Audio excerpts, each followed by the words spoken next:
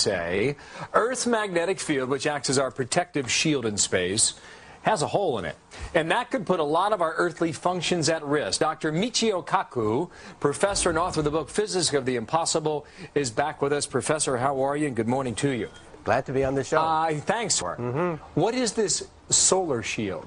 Well, every 11 years, the sun has a temper tantrum.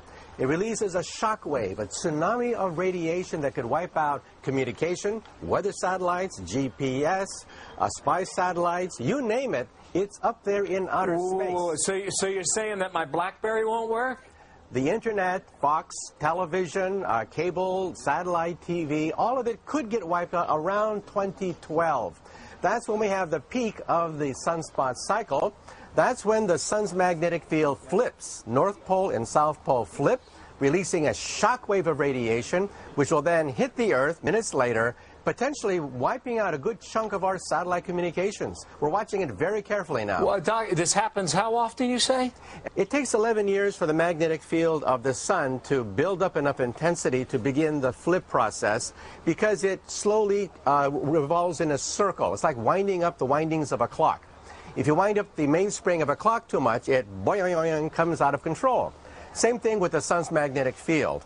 It literally flips every 11 years, releasing a shock wave of radiation. And that means we have to start to think about reinforcing our satellites, building redundant systems, because it means that GPS, the power grid, weather satellites, communication satellites, satellite television, all of that could get disrupted, peaking around 2012. So your point is we can't do anything about it in space, but we can do something back here on Earth. That's right. But backup systems, are companies really doing that?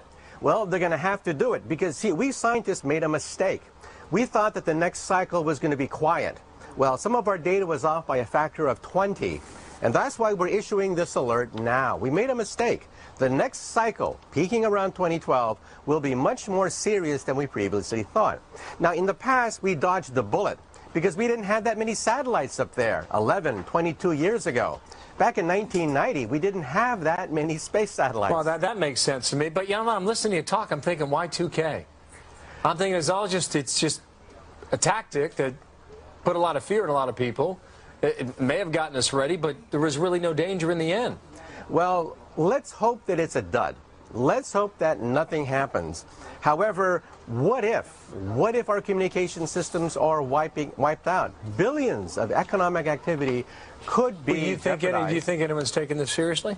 I think we're going to have to. The physicists are now sounding the alert. We made the mistake. We made the wrong projection. The next solar cycle will be more intense than previously thought.